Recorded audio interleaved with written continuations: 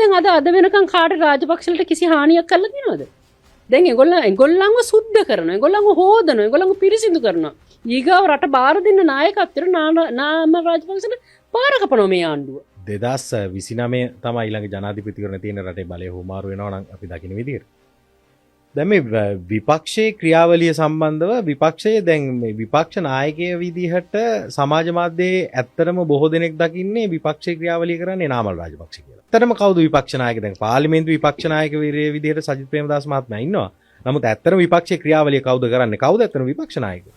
ඇත්තටම ඉතින් මේක හැමදාම කරේ සජිත් ප්‍රේමදාසව උඩට එන එක නතර කරන්න විවිධ උපක්‍රම විවිධ දේවල් භාවිතා කරා සමාජයට. දැන් මේ ආණ්ඩුව කරන්නේ ඒකනේ. දැන් සජිත් ප්‍රේමදාස කියන්නේ වැඩ කරන නායකයෙක්නේ. ඒ විතරක් නෙමෙයි. දැන් අපිට සමහරට චෝදනා කරනවා අපි ආණ්ඩුව හොඳ දෙයක් කරනවා නම් ඕකේ කියන. විපක්ෂ නායකයෙක් තියෙන ගුණේ තමයි කිසි කෙනෙක් ගාවනේ තියෙන ගුණය.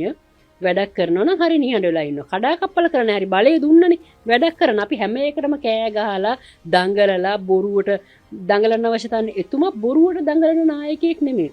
අවශ්‍ය තැනට අවශ්‍ය දේ කරනවා. රණි මේ කවුද?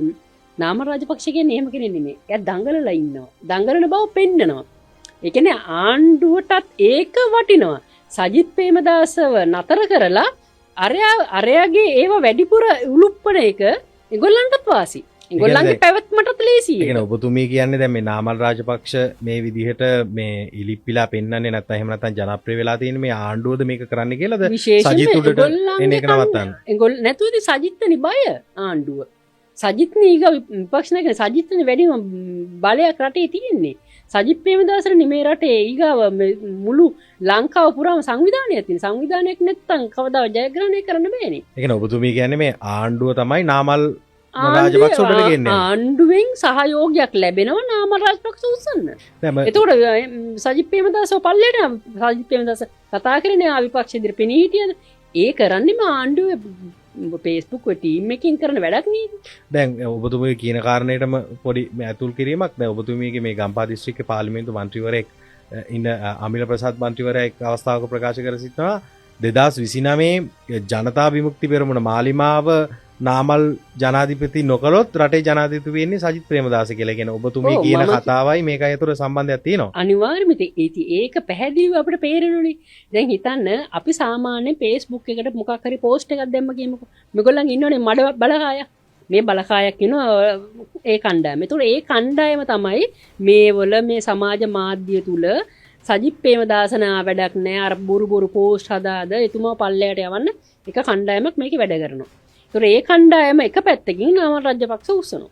නාමල් දෙයි බලන්නකො ඩීසි ආච්චිගේ නිදොස් කොට නිදහස් කරනවානේ. කෝ දැන් මේගොල්ලන් ඉස්සර විපක්ෂ ඉන්නකොට කෝ රාජපක්ෂලට කරපු චෝදනා ටික.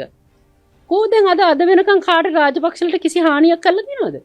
දැන් ඒගොල්ලන්ව සුද්ධ කරනවා. ඒගොල්ලන්ව හොදනවා. ඒගොල්ලන්ව පිරිසිදු කරනවා. ඊගාව රට බාර දෙන්න නායකත්වයට නාමල් රාජපක්ෂට පාර කපනවා මේ ආණ්ඩුව. ඒක නෙමෙයි දැන් කරමින් සිටින්නේ. නාමල් රාජපක්ෂ එක්තරා අවස්ථාවක කියනවා මේ මාලිම ආණ්ඩුව විසින් රාජපක්ෂවරු නිදොස් කොට නිදහස් කරනවා කියලා. ඔව් ඉතින් ඒක හරියට තේරෙනවා. ඉතින් අපි කියන එකේ වෙනසක් නැහැ නේ. ඉතින් මේ ඊගාව සජිත් ප්‍රේමදාස ප්‍රසම්මන්තුමා කියනවා වගේ සජිත් ප්‍රේමදාස තමයි රටේ නායකයා වෙන්නේ.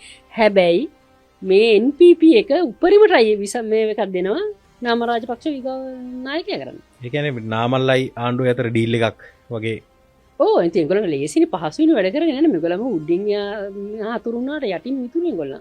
ඒ කියන්නේ මේ ඔක්කොම යාළුවෝ. ඔක්කොම යාළුවෝ එකට එකතු වෙලා තමයි